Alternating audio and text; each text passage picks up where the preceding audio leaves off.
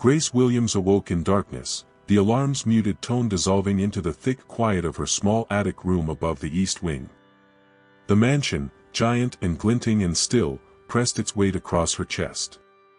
Her first breath of the day tasted like dust and lemon cleaner.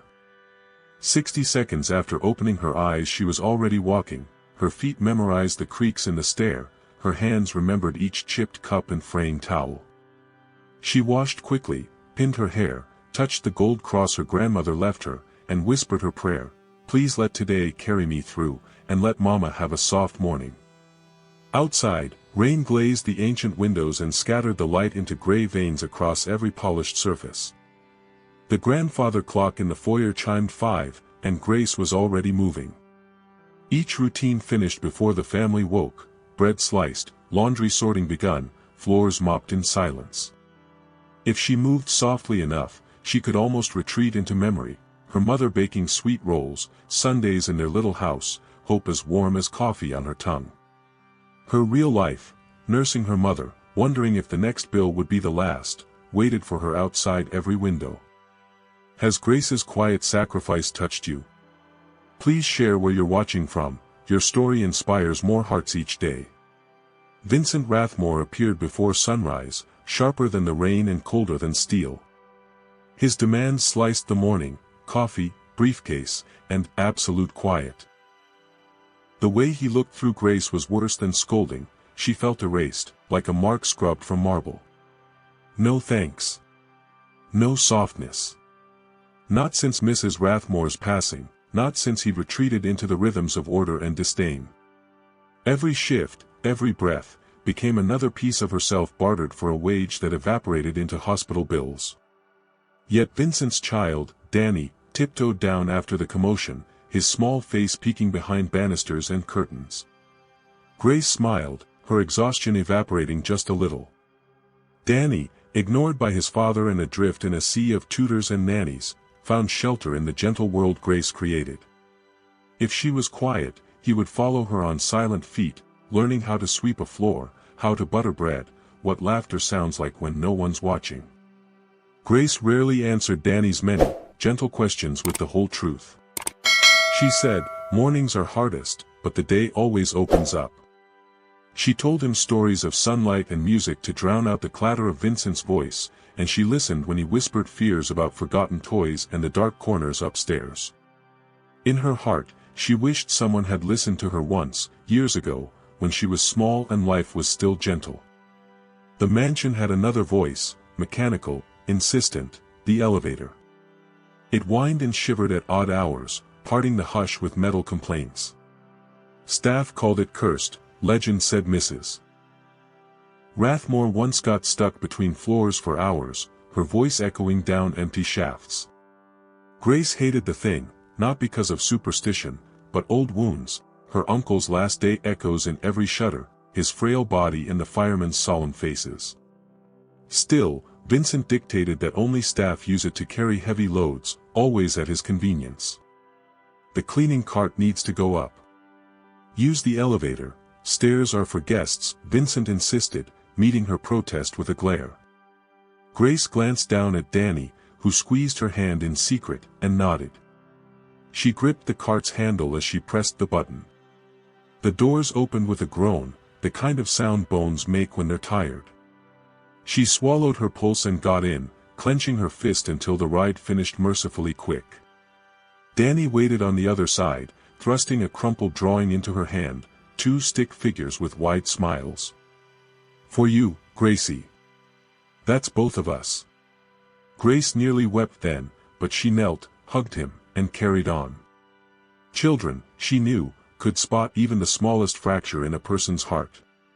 By noon the house had fully awakened, delivery men, phone calls echoing from Vincent's glass-walled office, the cook arguing over leaks below the walk-in freezer. Grace fielded demands and small cruelties from both family and staff. A vase knocked over by a careless guest earned her a stern warning. She swept up slivers as Danny hovered, trying to help, moving the broom too slowly with careful hands. "Don't bother her," snapped the governess. "She's here to serve, not play." Danny looked wounded, but Grace gave him a quick wink and drew a tiny heart on his palm with a felt pen smuggled from the schoolroom. Her only break came at lunch, stolen on the fire escape behind the kitchen, bare legs dangling into the gray mist. She texted her mother, "Meds okay? Soup ready?" and waited for a response that never came. Her mind ran through a loop of worries: the rent, Mama's persistent cough, the little money left. She checked her phone, no new messages from her mother, just a bill reminder and Danny's cheerful, "Hi Grace," from last night's reading hour. By late afternoon, the rain thickened, and the house's gloom settled deeper. The elevator stuttered and clanged, noisier than usual, and staff whispered about bad wiring and dangerous neglect. Grace overheard Vincent on the phone snapping at a repairman, "Just make it last through the next week. Staff don't need coddling, they need discipline." From the shadow of the kitchen door, Danny watched Grace ease herself through each task, gentle with breakables, firm with stains, steady as the ground beneath him. He drew another picture, Grace as a hero, holding a mop instead of a sword. "You're the bravest person I know," he told her that night, as the storm grew louder and lightning fractured the sky. If Grace's story stirs your heart, subscribe and tell us where you're watching from. Every word helps others feel seen. Near sundown, Vincent's mood soured with the weather. He summoned Grace sharply, demanding she bring a special order of towels to the attic guest suite, and use the elevator. The staff exchanged glances, no one envied her. As she moved through the hall, she wondered if today would be the day something snapped. Danny's wide eyes met hers, pleading, silent. She tried to smile, but even he noticed the strain. The doors snapped shut on another ride up. Lightning flashed, and the elevator juddered. For a heart-stopping second, Grace was sure it would drop her into darkness. She closed her eyes, thinking of home, her mother's laugh, the soft weight of Danny's hand, and the hundreds of small ways she tried to build safety, however fragile, for herself and others. The ride finished, she delivered the towels. Only then, finally alone, did she let her tears fall, hidden by storm and shadows. In the deep of the night, Grace found Danny by the kitchen. He was clutching his teddy bear, whispering her name with the urgency only lonely children know. "Promise you won't go away, Grace. Promise you'll stay." She knelt beside him and stroked his hair. "You're stronger than you know, little one. Even here. Especially here." The rain tapered off, and the house quieted. Grace spent an hour cleaning the elevator buttons, tracing fingerprints, and remembering every hard moment that led her here. Upstairs, Vincent sipped bourbon and considered adding punishments to the staff rota. Downstairs, a frightened little boy clutched a drawing, and Grace, heart heavy, finished her prayers for another day. As midnight neared, she lay in bed, memories swirling with loss and love. She pictured Danny asleep, his hope fragile but alive. Grace resolved, whatever storm tomorrow brought, she would keep going. For him. For her mother. For herself. Grace Williams rose early, but the day never let her in gently. 3 hours before the rest of the house would stir, she was already traversing cold, echoing hallways, balancing trays and ticking off the steps of her internal checklist, each task serving as a talisman against the uncertainty that reigned in the Rathmore mansion. Today, the world outside was gray, the rain having cleaned the windows but left new streaks against the marble. Grace paused by the staff entrance to the courtyard, inhaling the sharp, green breath of damp air before the day's weight could settle fully onto her back. She did not yet know how strange and threatening this day would become. In the basement kitchen, Mrs. Foreman was already working, one careful hand stirring oatmeal, the other checking the manor's schedule. "You can't fix Mr. Rathmore, Grace," she said quietly, noticing the anxious line of Grace's mouth. "Just stay out of his way. And remember, careful with the elevator, the repairmen haven't finished their work." Grace nodded, feeling as if every morning began with warnings and ended with apologies. As she finished prepping breakfast, Vincent's voice boomed from the hallway. "No gratitude, only impatience. Up early again, Williams." The guests expect top service. Take the towels down, and use the old elevator. I want the stairs clear for my son. Grace winced. The elevator had faltered last night and left her stuck for 11 minutes in the dark, and the memory gnawed at her nerves. But she obeyed, the measure of her value in this house calculated at the whim of a man who cared for nothing but perfection and the appearance of power. Towels stacked in her arms, Grace made her way to the elevator. The machine was cold, its mirrors showing a reflection she barely recognized, a woman worn down by long days, by worry for her mother, and by the flashes of affection she could not fully return to Danny, the little boy who always watched her as if she was his anchor in a sea of uncertainty. Danny peered at her from the top of the stairs as she loaded the towels. "Are you scared, Gracie?" he asked, voice uncertain. Grace forced a smile. "Not with you looking out for me, champ." With that, she stepped into the elevator, the doors sliding shut with their grim clunk.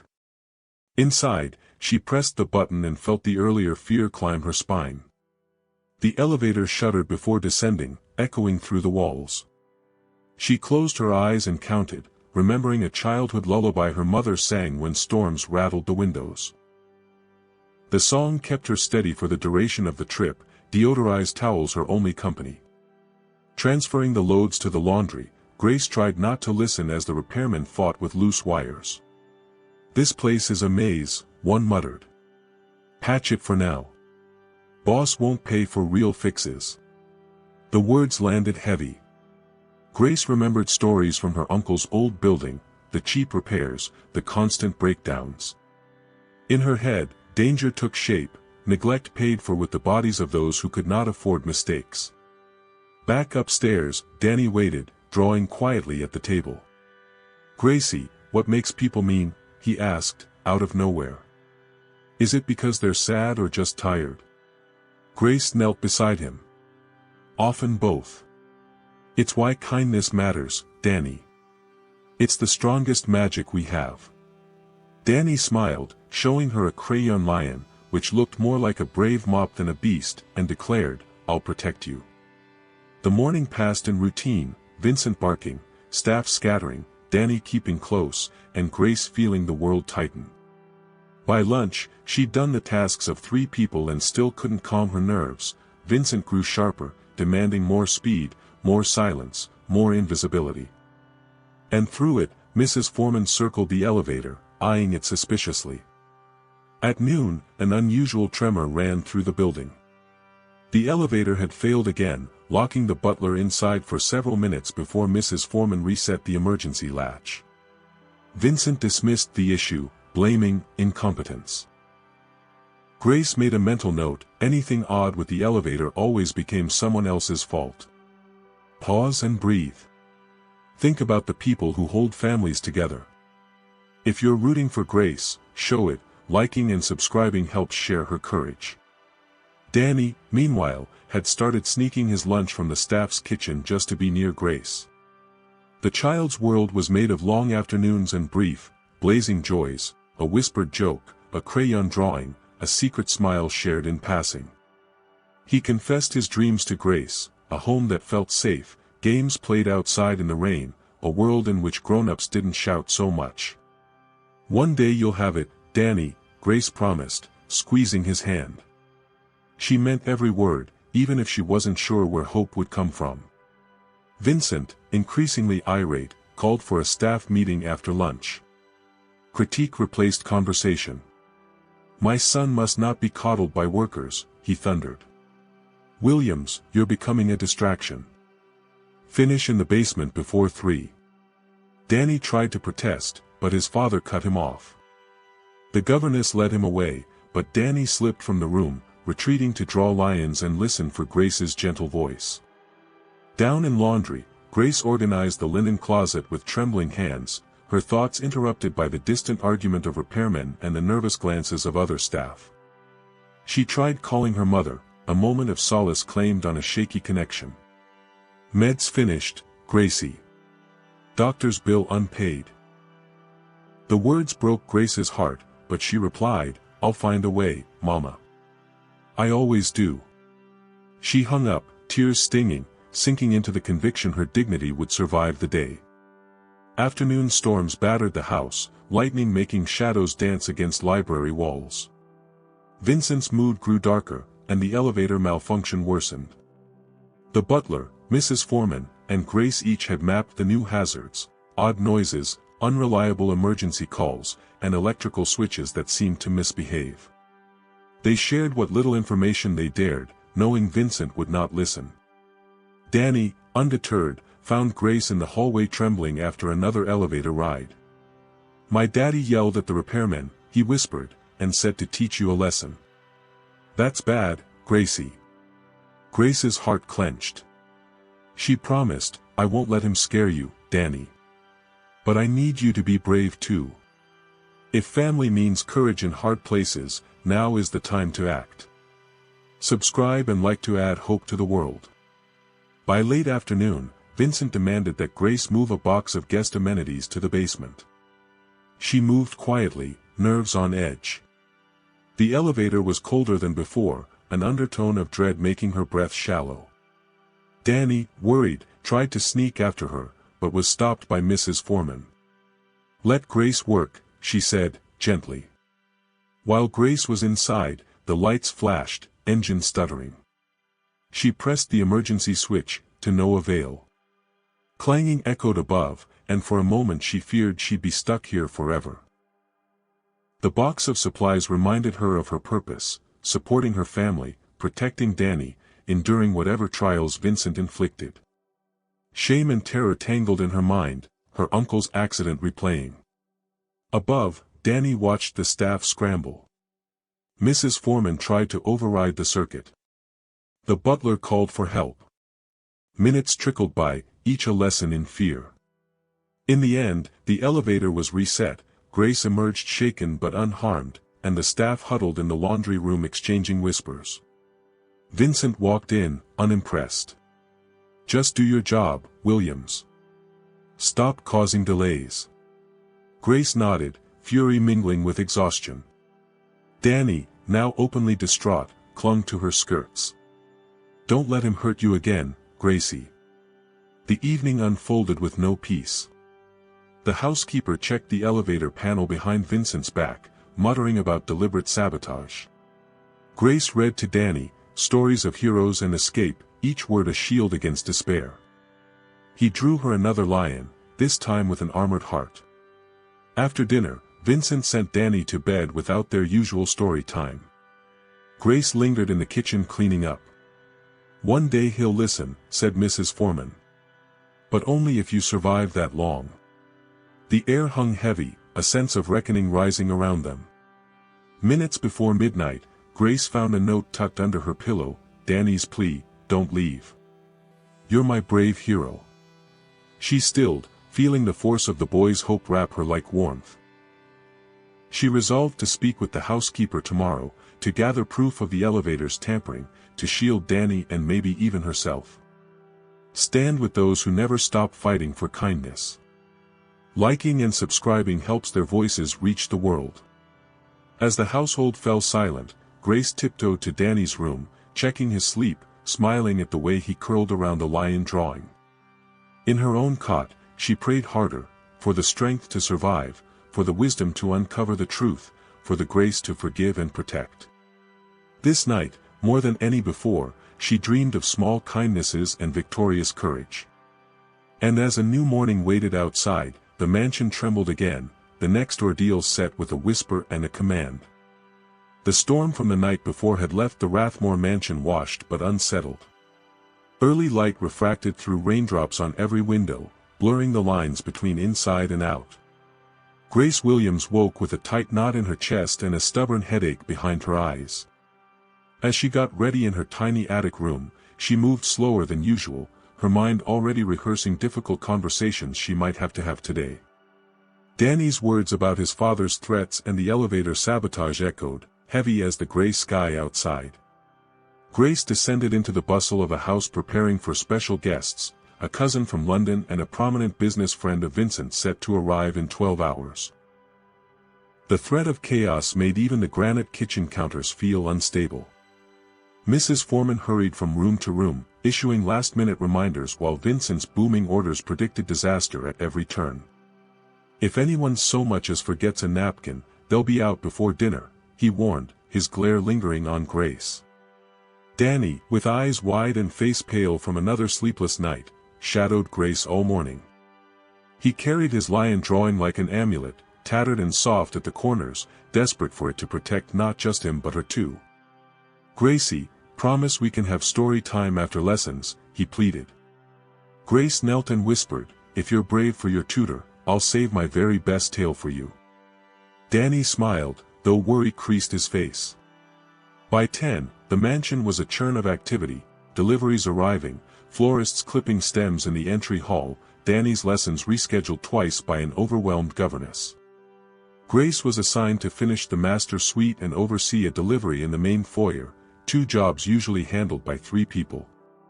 She never complained. If anything, the busyness gave her less time to remember just how much she feared what Vincent might do next. She started with the suite, windows thrown wide to push out the lingering scent of must. As she worked, she checked the elevator panel through the corner of her eye. Each pass down the corridor, she saw the repairman tinkering, never in a hurry, always on Vincent's instructions. Their presence made everything seem less safe, not more. When Grace went downstairs to receive the new linens, arms loaded so heavily her shoulders ached, she met Danny outside the kitchen. "Gracie, they're talking about you again," he said quietly, glancing down. "Daddy's angry the elevator isn't fixed, and he said, Williams will learn soon enough." Grace crouched, her voice trembling despite her steadiness. "All you have to do is tell me when something feels wrong, Danny. That helps more than you know."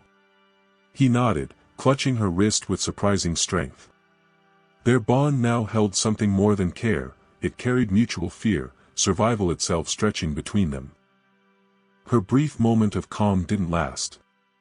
As she loaded the new linens onto the small cart, Vincent appeared. "Take those up now, use the elevator, not the stairs. And bring down the tablecloths while you're at it." He paused, eyes cold. "You are aware of our standards, yes?" Grace swallowed and nodded, knowing compliance was safest, even when it put her most at risk. Inside the elevator, each jolt felt sharper than the day before. Grace could not steady her hands as she pressed the button to ascend. The cab lurched, not smoothly but in something like anger, and she reminded herself that her fear was not new. It had lived with her since childhood, had worn a path beside every sacrifice. The doors opened to the 3rd floor. No disaster this time. Grace exhaled, but even that relief was laced with self-doubt. If today wasn't the day something broke, tomorrow might be. She exchanged pleasantries with the florist, returned to the suite, checked every detail twice, and was only then called away by Mrs. Foreman. "There's been another spill in the dining room. We're short today, can you help?" Between tasks, her mind restlessly picked at Danny's revelations. She remembered the repairman's casual neglect, Vincent's angry phone calls, the sense that the entire house balanced on a secret only some were willing to see. After lunch, when the house briefly grew quieter, Grace found a moment to herself in the small staff library. She dialed her mother, no answer, just a mailbox nearly full. Her fears multiplied. Would the check she sent cover the medication? Was this how love felt, like a wire holding something broken together? She was stirring tea at the back entrance when Danny appeared, sleeves ink-stained and cheeks flushed from play.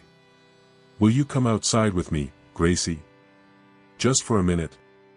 I get scared when it's stormy, but I think I'm braver when you're close." They snuck to the garden while the other staff tidied up, taking solace in the hush of post-rain blooms. For a few precious minutes Danny shared his dreams, of dragonflies, of stories where maids became queens, of worlds where grown-ups never yelled. If you want to see Grace and Danny's courage shine, remember to like and subscribe for the next part of the story. As the sky cleared, the mood inside darkened. The guests arrived early, confusion following them like shadows. Vincent barked orders as the butler tripped over bags, Mrs. Foreman quietly tried to shield the staff, and Grace nearly collided with the governess as she ferried snacks and napkins through tight spaces. An hour later, the first sign of real danger appeared. Danny, who'd been banished from the parlor for disturbing adult conversation, overheard part of an argument between Vincent and the repairman. "Make sure it jams up for her again. She needs to learn," Vincent hissed. "It's the only way to keep her in line." Danny turned white, heart pounding. He ran for Grace, only for the governess to catch and scold him, dragging him to lessons by one ear. Meanwhile, Grace worked through a list of demands growing longer by the hour. She replaced a chipped plate, sewed a torn curtain, emptied a wastebasket, all while feeling Danny's absence as a hole in her heart. When he returned at dusk, tears stained his face. "They're going to hurt you, Gracie," he whimpered. Grace hugged him, fierce and silent, making a promise she didn't believe she could keep: "No one can hurt us if we stand together." Before dinner, she checked the elevator again, peering at the back panel from the hallway. Loose wires. Unusual scorch marks. Signs she'd missed in her tiredness before. She planned to tell Mrs. Foreman after the meal, seeking one grown-up ally in a house ruled by fear. Dinner was chaos. Vincent's business guest was loud, the cousin from London rude, and every mistake was blamed on Grace. A dropped spoon became a lecture in competence and value. Danny, seated at the children's table, kept sneaking anxious glances at Grace, clutching his lion in his lap. Late evening arrived, and Mrs. Foreman called Grace to the pantry. In a low voice, she shared, "You're not crazy. I've seen the repairman do shoddy work. Vincent paid in cash, hush hush. I'll testify if it comes to that." A flicker of hope returned to Grace's chest, mingled with dread. Yet the day was not done wrenching. The final storm broke as Vincent called for dessert from the storage room. Staff scattered, but Grace volunteered. Danny followed, despite Vincent's protest. Danny, let her work, for once. In the hall, Danny squeezed Grace's hand, unwilling to retreat. "I'll wait here, Gracie. Please be safe." Taking the service elevator, Grace loaded the small dessert cart, heart thumping. The machine started, then seized, hard. A metallic bang reverberated through the shaft. The lights, so often her one friend, flickered and went black. For a breathless eternity, nothing moved. Grace's breaths became sharp gasps, panic crowding out every other thought. In the echoing dark, the walls felt too close. She remembered Danny's face, Mrs. Foreman's warning, the childhood terror of being trapped with no one listening. For minutes, or hours, she couldn't tell, she was alone in helpless quiet. Then, voices above, Danny, calling again and again, staff trying switches, the repairman cursing. At last, the doors screeched open. She tumbled into the hallway, weak with relief and mortification. Vincent's only response: "Tomorrow, I want a new maid. Clearly you're not up to the work." He stormed off, but Danny ran into Grace's arms, sobbing, "I hate him. I want you to stay forever." Mrs. Foreman and the butler ushered Grace to the staff lounge for tea and a whispered review of options. "I can't lose this job," Grace admitted.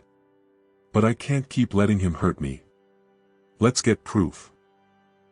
Support stories of courage and truth. Like and subscribe to help bring justice to life. The next morning would bring choices, new alliances, and the first real step toward revealing Vincent's cruel sabotage. For now, Grace held Danny close, as the mansion's heart ticked with secrets, and outside, the first gentle sunbeams crept toward the day when the truth could no longer hide. Sunrise brought little solace to Grace Williams. A thin veil of fog draped the Rathmore grounds, muffling the cries of gulls overhead and turning the entire estate into a labyrinth of gray longing. Grace dressed in near darkness, she had barely slept, Danny's sobs and Vincent's threats replaying in her restless thoughts. The nightmares felt real, the shuddering elevator, the flash of fear in Danny's eyes, the knowledge that something in the house's heart was failing. She promised herself, as she pinned her hair and straightened her blouse, that today she would find out what Vincent was truly planning. She hurried downstairs. The kitchen bustled, but a cloud of anxiety lingered. Mrs. Foreman offered a sharp nod. "The boss is extra sour. Mind yourself." Grace glanced at the battered clock. A day of guests, of tests, another day where everything might unravel. She slipped Danny's lion drawing into her apron for luck. Danny met her in the corridor, clutching a battered storybook. "Gracie, will you be here after tea?" he whispered. "I don't want to be alone." Grace squeezed his hand, her heart aching. "If you're brave at lessons, I'll come find you, promise." She watched him slink away with the governess and felt the keenest guilt. She was all this child had left between kindness and heartbreak. Vincent's mood was foul. He barked new orders, elevators still unreliable. "If you want your job, Williams, make sure nothing delays the library event this afternoon. Clear out the storage first, and be fast." His gaze lingered on her, too long, too knowing. The staff scattered, tension mounting. Grace hurried to the basement, shoving open the storage closet and breathing the cold, stale air.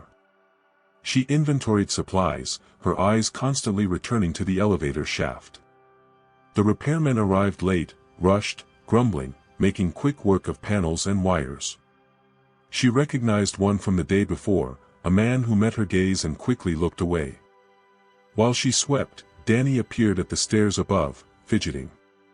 "Daddy told the men he wants the elevator to teach you a lesson again, Gracie." "I heard him." The words chilled her. "Danny, did anyone else hear?" "No. Daddy said to hurry." Grace hushed him, kneeling. "You did the right thing telling me. Remember, I'm your friend, and I won't let him scare us, no matter what. If you think courage is standing up for someone smaller, like and subscribe for more." Back upstairs, Grace's dread reached a new height. She found Mrs. Foreman in the pantry and told her everything Danny had overheard. The housekeeper's face turned grave. "We knew he was a hard man, but sabotage is criminal. We say nothing for now, just eyes open, ears open, yes." Grace nodded, shaking, certain her world was hanging by a thread. Early afternoon, the library event began. The parlor filled with well-dressed guests and brittle laughter. Grace, assigned to serve, spent the entire time watching Vincent and the repairmen from afar, every suspicious glance, every whispered word feeding her worry. Danny watched too, retreating to the library's far corner, building a clumsy fortress from encyclopedias. After the guests left, the storm inside the mansion raged on. Vincent was irritable, snapping at imaginary faults. He ordered Grace to the elevator, sending her below ground for cleaning supplies. Danny tugged at her sleeve, panic in his voice. "Don't go. Last time you were stuck.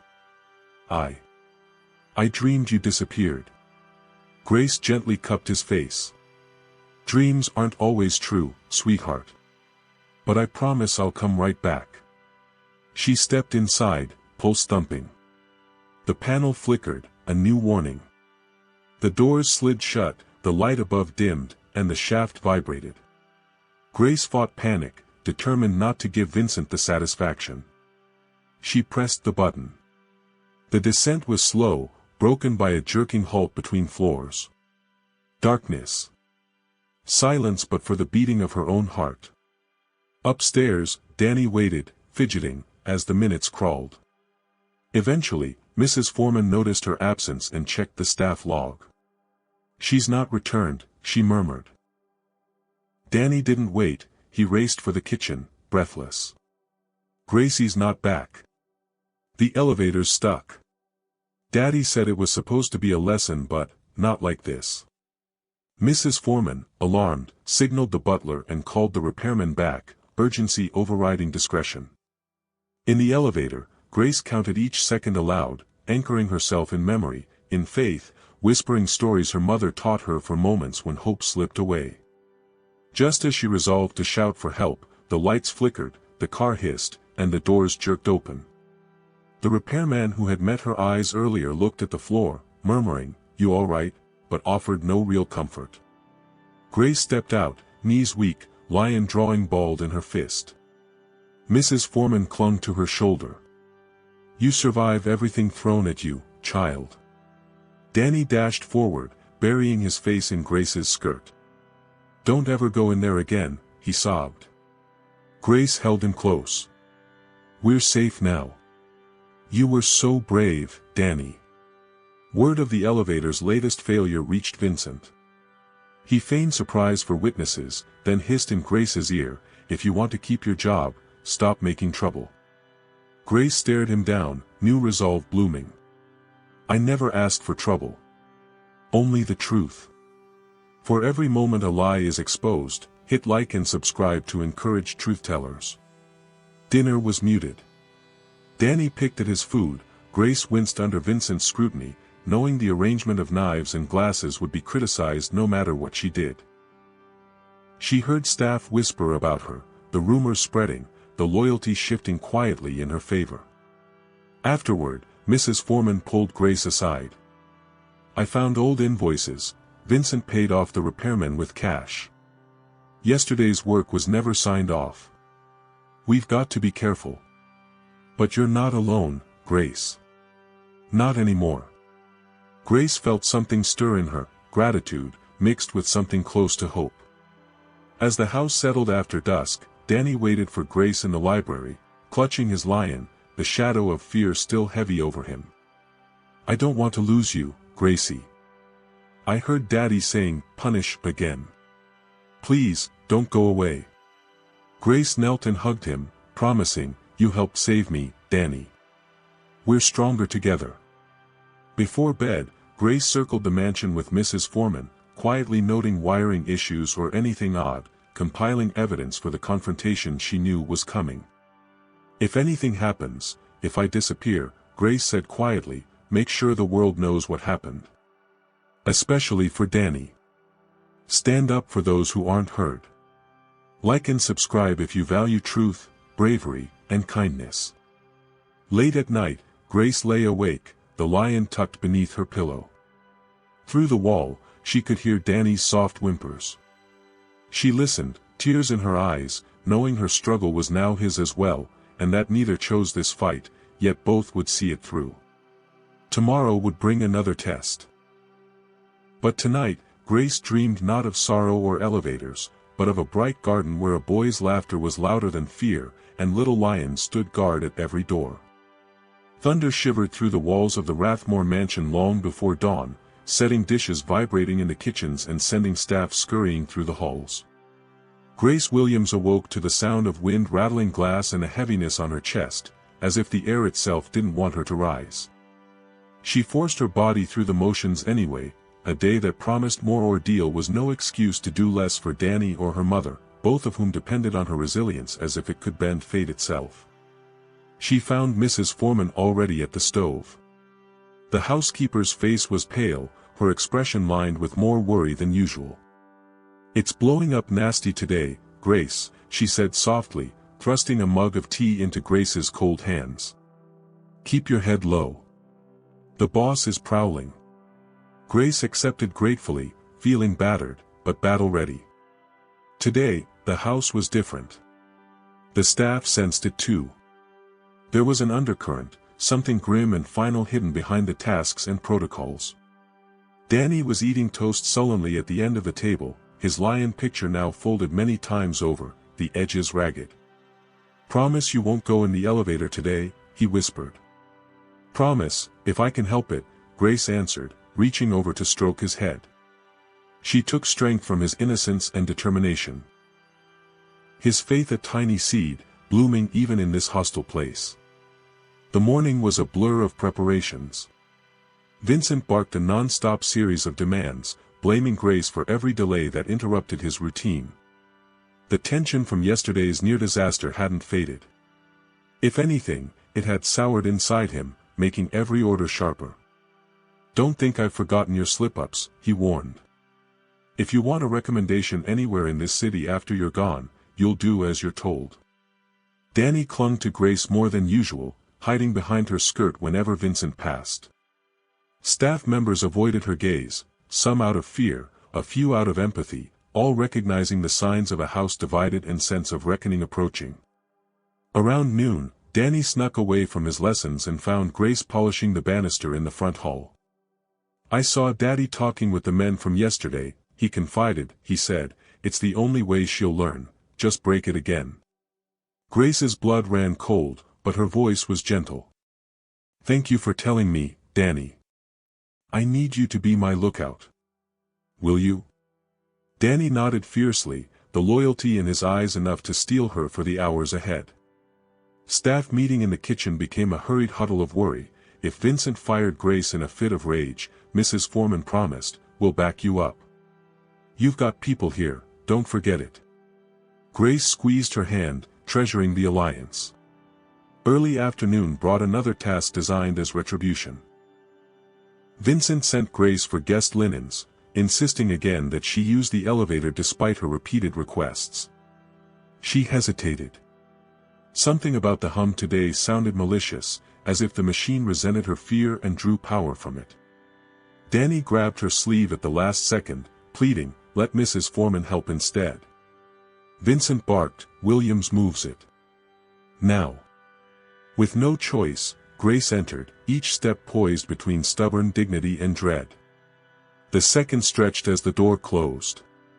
There was a jolt, a grinding lurch, and then the carriage froze between floors. No light. Not even the hum of machinery. Grace's pulse roared in the silence. She prayed, pressed every button, called out for help above the clangor of her own panic. Above, Danny's voice was muffled but insistent, shouting, "Gracie! Hold on!" Footsteps pounded on metal, a chorus of worried staff and Vincent's cursing as the realization dawned, this was no accident, and this time, the audience would not be silent. Mrs. Foreman scrambled for the key, fumbling against the delay while Vincent shouted at the repairmen. "Someone get her out! What are we paying you for?" But beneath the bluster, the color drained from his cheeks. He could not meet Danny's eyes, nor Grace's when at last the doors sputtered open and she spilled onto the carpet, hands scraped, eyes bright with humiliation and rage. For every soul who makes a stand against cruelty, like and subscribe for justice. After, there could be no more pretending. Danny burst into tears, sobbed out the truth to the room. Daddy told them. He told them to break it for Grace. He wanted her to be scared. Gasps filled the kitchen. The staff's outrage had been brewing for days. Now, with a child's innocence lighting the way, it erupted. Mrs. Foreman led the charge, confronting Vincent in front of all. "You endangered a life. More than once. We deserve better." The butler, the maids, even the gardener lined up to support her, voices trembling but resolute. "She's family," someone said, a word that had never reached Grace's ears in this place before. Danny wrapped himself around Grace's waist, defying his own father. "I want Gracie to stay. Don't send her away." Vincent, cornered, sputtered threats about lawsuits and references, insisting he'd done nothing wrong. "No one will believe you without proof." Yet it was his son's words, his tears and anger, that sealed his fate. He saw, perhaps for the first time, the ruin of his authority in those small trembling hands. Repairmen, realizing the tide had turned, confessed, "He told us to take shortcuts. To leave it dangerous so she'd get blamed." Mrs. Foreman took down notes, promising statements for the authorities. If you believe the truth must have its day, like and subscribe to see justice come home. Word reached the local inspector quickly. Within hours, an officer was dispatched to the mansion. Questions swirled, statements were catalogued. Vincent's face, usually composed as a sculpture, twitched with confusion and the first glimmers of shame.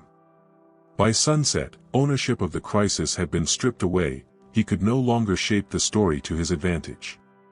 Grace was kept in the lounge, Danny beside her, the lion drawing smoothed on her knee. The house was quiet, the hush that comes after a storm. Staff brought tea, sat beside her, and explained in hushed voices, "You showed us it's possible to speak up. You saved yourself, and you saved him, nodding to Danny, who clung to her side. When the police arrived, Mrs. Foreman presented a collection of journals, invoices, and the staff's official complaint. The elevator, roped off, was now a crime scene. "Will you stay tonight?" Danny whispered from under a fleece blanket. "I don't want to be alone." Grace kissed the top of his head. "I promise. I will not leave you." By midnight, after a long day of questioning and confrontation, Vincent was given a choice: admit wrongdoing and take responsibility, or face formal charges, lose Danny, and lose what remained of the staff's loyalty. He stood, tired beyond fury, and looked around the room filled with trembling staff and steady witnesses. For the first time, his voice was small. "What would you have me do?" He was not the tyrant in that moment, but a man stripped bare. Grace watched it all, spent but unafraid. The bond between her and Danny had revealed the secrets meant to destroy her. The loyalty of the household had made her irreplaceable, even to the man who once wished her gone. For every small voice that brings down injustice, like and subscribe. Stand with Grace and Danny. Upstairs, Danny slept with the lion pressed to his chest. Grace stood at the landing window, tonight's moon glimmering over the estate. She felt the late warmth of victory, brittle, rare, but real, knowing tomorrow would bring change, and that truth, once spoken, could never truly be silenced. Night hung thick over the Rathmore estate, holding its breath over secrets now spilled. Throughout the mansion, lights burned late into the hour, illuminating faces worn from worry and revelation. No one pretended the old order would ever return. Something had broken open, and all that could be done was endure the long, uncertain storm. Grace Williams sat in the staff lounge, hands wrapped around a mug of cold tea, her body still trembling from the day's events. Around her, voices drifted, staff retelling the story of Vincent's exposure, Danny's teary courage, and the stunned confessions of the repairmen. Mrs. Foreman appeared, weary yet satisfied. "They called in an inspector," she murmured, "and the police have come for statements. No hiding this time." In the nursery, Danny huddled under his blanket, clutching the lion so tightly its head bent askew. Grace joined him, perching quietly on the edge of the bed. "Gracie, did we do something wrong?" he asked. She brushed his hair from his forehead. "No, darling. You just told the truth. And sometimes, that's the bravest thing of all." Downstairs, Vincent stormed the halls in his shirt sleeves, raging at staff, lawyers on speakerphone, his world shrinking to a handful of desperate phone calls and cold fury. He was losing everything: his superiority, the obedience of his servants, and, most painfully, his hold on his son. Morning found the house ringed by police tape.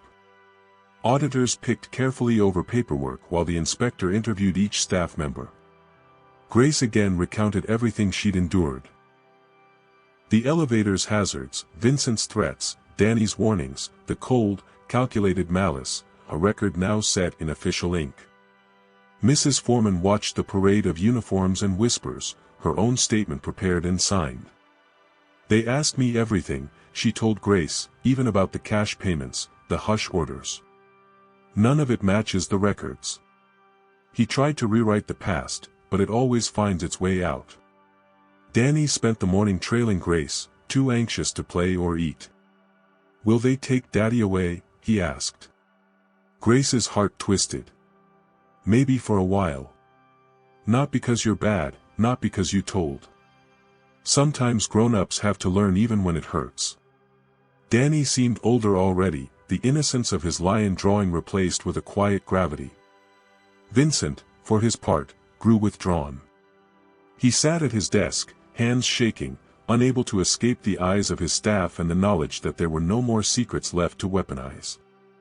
When the inspector gently told him he'd need to leave Danny in trusted care while the investigation continued, something inside him seemed to collapse. Afternoon brought reporters to the gates, whispers of scandal reached the neighbors and phone lines. Grace flipped nervously through old photos from home, her mother's smile, sunlit days in her old neighborhood, reminders of lives lived before fear claimed her voice. Mrs. Foreman knocked, her grave face now soft. You gave us all strength. The house feels lighter already. Late in the day, legal representatives assembled in the study for a mediated confrontation. Police, auditors, and a social worker for Danny. The staff gathered anxiously in the corridor as Vincent, stone-faced, was given two options: take responsibility and begin amends, or be removed, losing both his role in the family and the last shreds of respect from those he ruled. His eyes flickered, at Grace, at Mrs. Foreman, at Danny. "If I step aside, what then?" he demanded. The auditor replied, "That's for the courts to decide.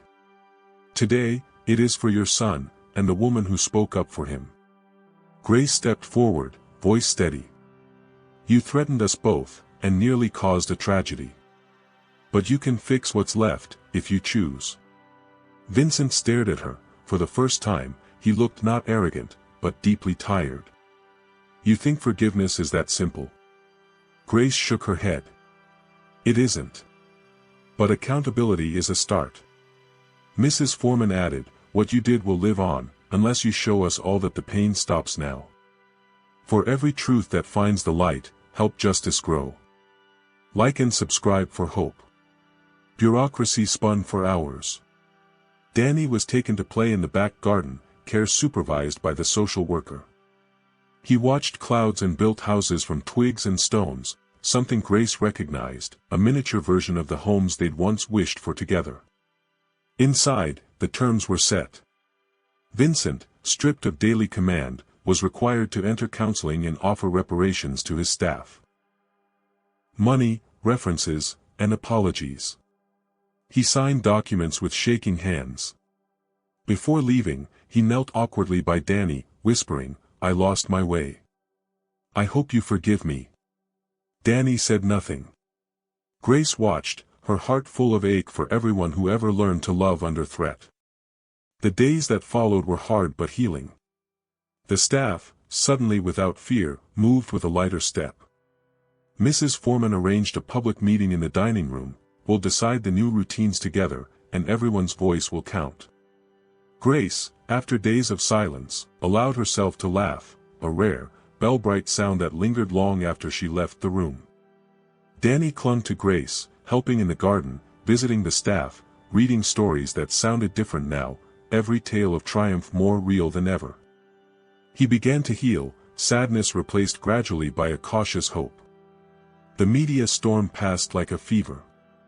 Auditors reported their findings, the community learned the whole story, and Grace became more than a servant, she was a witness, an example.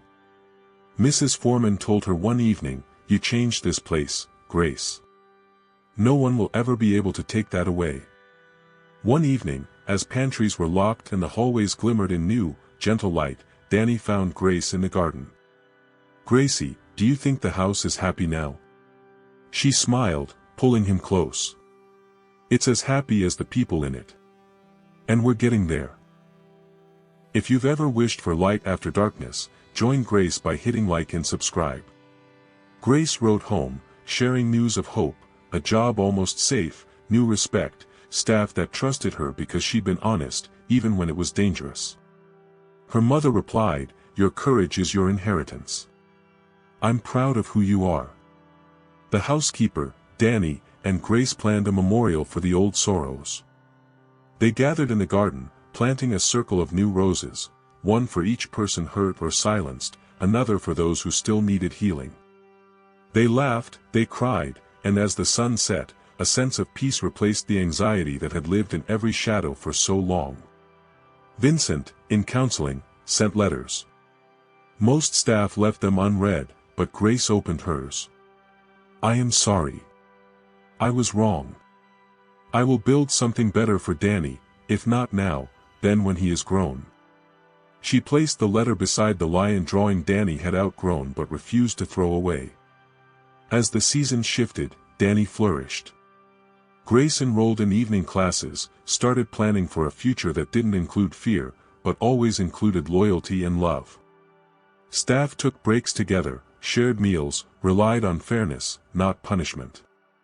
The elevator was repaired by professionals, its scars a warning never again ignored.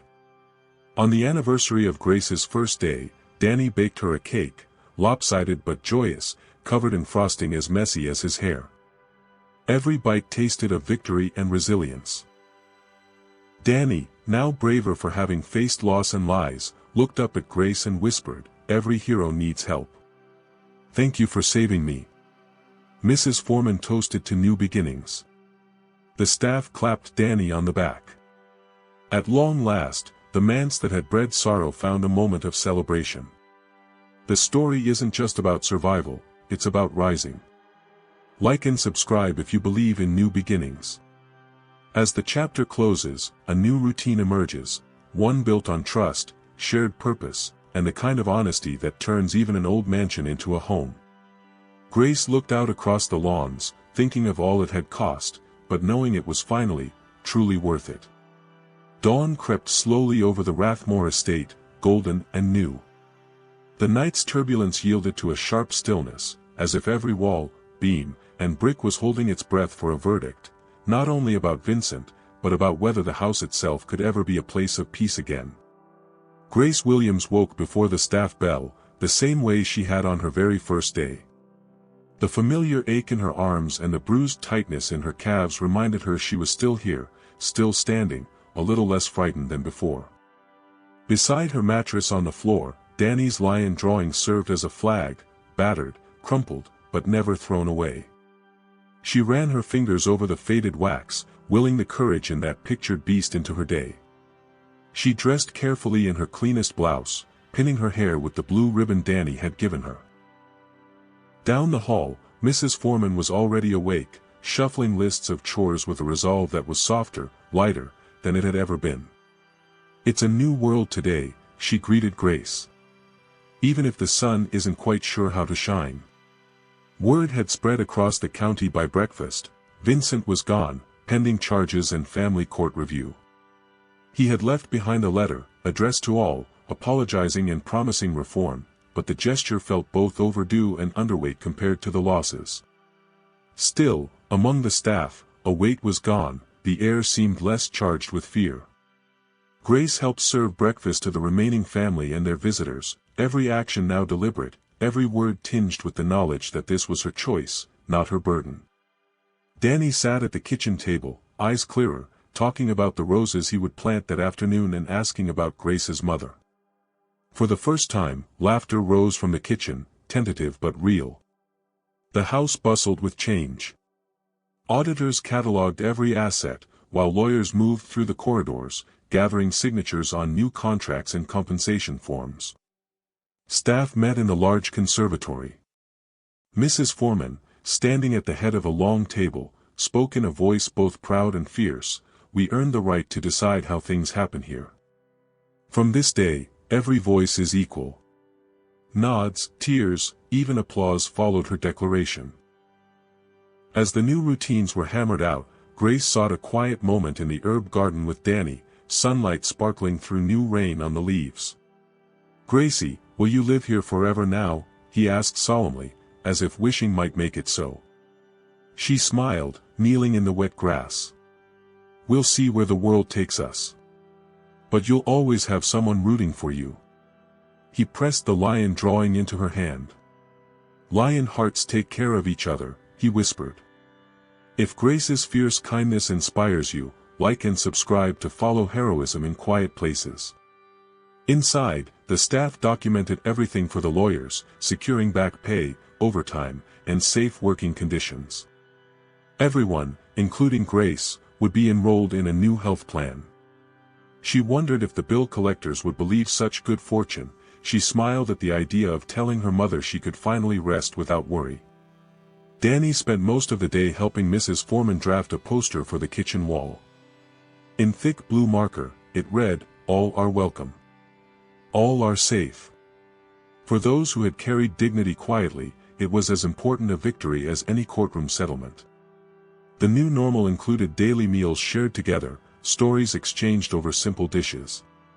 It was at lunch, rice and beans, Danny's favorite, that Mrs. Foreman raised a glass of lemonade. "Here's to the end of secrets," she toasted, "and to the beginning of everything else."